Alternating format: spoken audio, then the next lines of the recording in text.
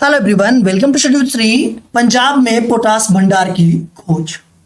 देखिए, पंजाब में 3 जगह जो है कि मार्क किया गया है और खनन होने वाली है यहाँ पे, और यहाँ से पोटास या पोटेशियम के भंडार हो सकते हैं। ठीक है, इसलिए जो है कि यहाँ पे खनन होने वाला है।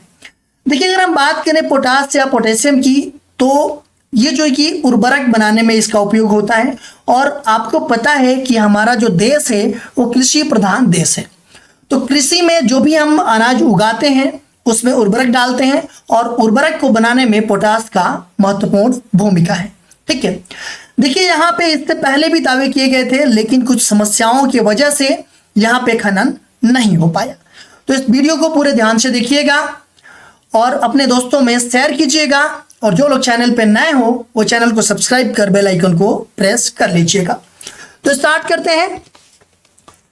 चर्चा में क्यों है ये, तो हाल ही में पंजाब के फाजिल्का और श्री मुक्तसर साहिब जिलों में भारतीय भूवैज्ञानिक सर्वेक्षण के अनुसार 3 खनन ब्लॉकों में पोटास के बड़े खनिज भंडार पाए गए हैं।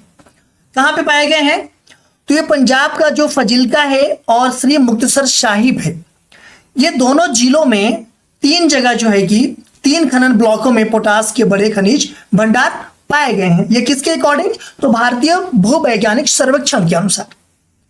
यह खोज भारत की उर्वरक आवश्यकताओं को पूरा करने और आयात निर्भरता को कम करने में सहायक हो सकती है।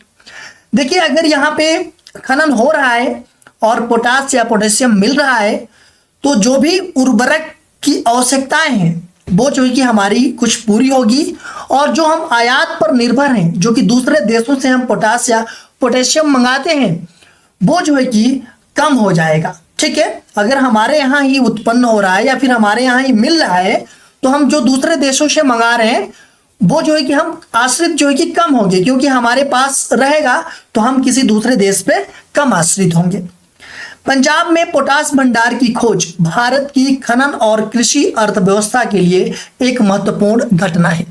देखिए, जो पंजाब में पोटास या पोटेशियम के जो भंडार की खोज होगी वो भारत की खनन और कृषि पोटास मिलता है, तो पहले ही बताया मैंने कि जो हम कृषि कर रहे हैं, जो हम अनाज उगाते हैं, उसमें भी जो है कि फायदा मिलेगा, और जो हमारे देश की अर्थव्यवस्था है उसमें भी ये महत्वपूर्ण रोल प्ले करेगा। देखिए भाई, हम बात करें कि पोटास क्या है, पोटास या पोटेशियम जो भी है, तो पोटास पोटेशियम युक्त खनिजों का एक समूह है जिसका 90% से अधिक उपयोग कहाँ हम करते हैं, तो उर्वरकों में करते हैं। ठीक है, पोटास या पोटेशियम का जो 90% से अधिक हम उपयोग कहाँ पे करते हैं, तो उर्वरकों में करते हैं। और यह 3 प्राथमिक कृषि पोषक तत्वों जैसे कि नाइट्रोजन, फास्फोरस और पोटेशियम, ये नाइट्रोजन, फास्फोरस और पोटेशियम, इसको ये बोल सकते हैं एनपीके में से एक है। वही हम पोटास के प्रमुख प्रकार की बात करें तो सल्फेट ऑफ पोटास जो एसओपी है वो क्लोराइड मुक्त होता है। ठीक है, और यह उच्च मूल्य वाली जो फसलें होती है जैसे कि फल और सब्जियां, इसके लिए उपयुक्त होता है एसओपी, सल्फेट ऑफ पोटास। दूसरा है म्यूरेट ऑफ पोटास, एमओपी, ये कुछ क्लोराइड मुक्त होता है, और कार्बोहाइड्रेट युक्त फसलें जैसे कि गेहूं के लिए ये काफी उपयोगी होता है, एमओपी, म्यूरेट ऑफ पोटास। वर्तमान में भारत हर साल 50 लाख टन पोटास का आयात करता है। देखिए, भारत में आयात होता है 50 लाख टन पोटास, अप्रोक्स मतलब एक साल में 50 लाख टन पोटास जो कि आयात करता है भारत, जिसे मुख्य रूप से उर्वरक और अन्य उद्योगों में प्रयोग किया जाता है। अब पोटास के भंडार के बारे में हम बात करें, जो पंजाब में अभी जो है कि मिलने की संभावना है, खुदाई होने वाली है, तो पंजाब में निम्नलिखित क्षेत्रों में पोटास के महत्वपूर्ण भंडार पाए गए हैं।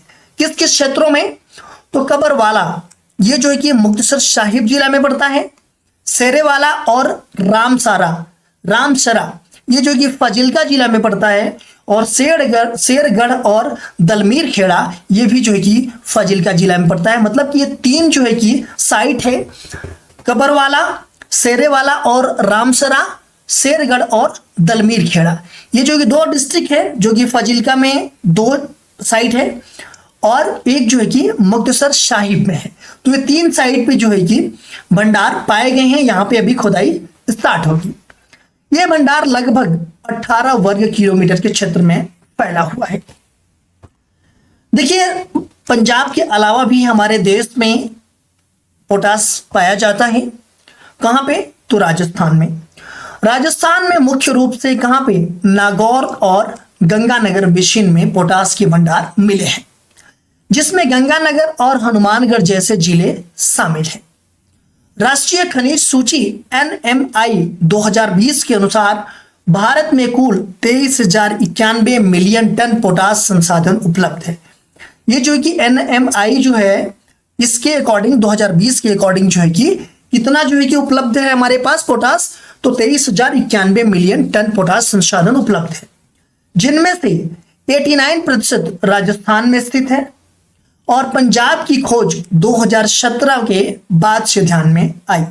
देखिए, जो पंजाब में खुदाई होने वाला है, पोटास के भंडार मिलने की जो संभावना है, ये जो है कि 2017 से ही ये ध्यान में है, बट कुछ कारण बस इसको जो है कि नहीं है यहाँ पे खुदाई हो पाया, क्योंकि वहां पे बहुत सारे किसान भी हैं। ठीक है, उनको ये लगता है कि अगर हमारे मतलब खेतों में ये खुदाई होगी तो ये जो है कि सरकार इसको ले लेगी, या फिर जो भी चीजें हैं, कई सारे प्रॉब्लम थी, इसके वजह से जो है कि यहाँ पे खुदाई नहीं हो पाई।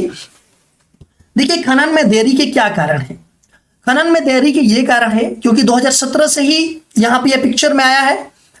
गहरी खनिज परतें, पहली बात है कि पंजाब में जो पोटास है वो सतह के ऊपर नहीं है और सतह से थोड़ी नीचे नहीं है। ये लगभग जो है कि 450 मीटर नीचे स्थित है, मतलब बहुत गहराई में ये पोटास है। ठीक है, जिससे इसका निष्कर्षण तकनीकी के रूप में चुनौतीपूर्ण हो जाता है। इसलिए भी देरी हुई है क्योंकि ये काफी नीचे है, और जब इतनी नीचे है तो हमारे पास टेक्नोलॉजी होगा, तभी हम इसको जो है कि खोद सकते हैं, ला सकते हैं ऊपर। किसानों की आशंका, किसानों की आशंका क्या है? किसानों की यह आशंका है कि ग्रहण कर ली जाएगी। ठीक है, ये जो है कि जमीन है कि अधिग्रहण कर ली जाएगी, जिसके कारण उन्होंने विरोध भी जताया है। हालांकि सरकार ने स्पष्ट किया है कि पोटास उन्नत ड्रिलिंग सिस्टम से निकाला जाएगा, जिससे जमीन के स्वामित्व पर कोई असर नहीं पड़ेगा। देखिए, इसमें सरकार क्या बोला है? सरकार ये बोला है कि इसको जो है कि जो पोटास है, ये जो है कि उन्नत ड्रिलिंग सिस्टम से निकाला जाएगा। ठीक है, और इससे क्या होगा कि जमीन के स्वामित्व पर कोई असर नहीं पड़ेगा। ठीक है, वही एक पर्यावरणीय चिंता भी है। सरकार गहन पर्यावरणीय और सामाजिक प्रभाव आकलन कर रही है, जिससे संभावित प्रभावों को समझा जा सके। देखिए, पोटास खनन से क्या लाभ होगा? अगर पोटास वहां मिल रहा है, ठीक है, तो क्या क्या लाभ होगा हमें? आयात निर्भरता में कमी होगी। देखिए, जो चीजें हम आयात कर रहे हैं, जो दूसरे देशों से मंगा रहे हैं, अगर हमारे पास वो चीजें मिलती है तो हमें जो है कि थोड़ा फायदा होगा। ठीक है, हम कम जो है कि मंगाएंगे, कम आयात करेंगे। तो भारत वर्तमान में पोटास का लगभग 100% आयात करता है, खास करके कनाडा से, रूस से और बेलारूस से जो कि पोटास आयात करता है भारत सालाना 50 लाख टन पोटास आयात करता है। कितना? 50 लाख टन जो है कि सालाना जो है कि दूसरे देशों से आता है हमारे भारत में, जिससे विदेशी मुद्रा भंडार पर दबाव बढ़ता है। ठीक है, तो ये भी है कि अगर हम सारी चीजें मतलब 100% अगर हम मंगा रहे हैं तो विदेशी मुद्रा भंडारण पर दबाव तो पड़ेगा ही पड़ेगा, और ये जो है कि अगर हमारे पास हो रहा है तो आयात निर्भरता में कमी होगी। घरेलू उत्पादन शुरू होने से आयात लागत घटेगी और आत्मनिर्भरता बढ़ेगी। बिल्कुल सही है कि अगर हमारे घर में ही ये उत्पन्न होगा, इसकी उत्पादक होगी, तो जो आयात हो रहा है वो घटेगा। मान लीजिए हम अगर ज्यादा मंगा रहे हैं तो हम कम मंगाएंगे, और हमारा जो कि आत्मनिर्भरता भी बढ़ेगी। कृषि क्षेत्र को बढ़ावा मिलेगा। कैसे? क्योंकि पोटास उर्वरक का घरेलू उत्पादन किसानों के लिए सस्ती दरों पर उर्वरकों की उपलब्धता सुनिश्चित कर सकता है। देखिए, जो पोटास मिलेगा, पोटास से क्या बनेगा? उर्वरक बनेगा, और जो हमारे किसान हैं उनको जो कि सस्ती दरों पर उर्वरक मिलेगा, क्योंकि जब हमारे ही देश में पोटाश हो रहा है, हमारे ही स्टेट में हो रहा है, तो वो थोड़ा सा हमें सस्ता मिलेगा। अगर हम दूसरे देशों से मंगाएंगे तो महंगा होगा, ठीक है। इससे फसल उत्पादन और गुणवत्ता में सुधार होगा, ठीक है। रोजगार सृजन और आर्थिक विकास भी होगा। देखिए खनन क्षेत्र में नए रोजगार के अवसर पैदा होंगे, क्यों?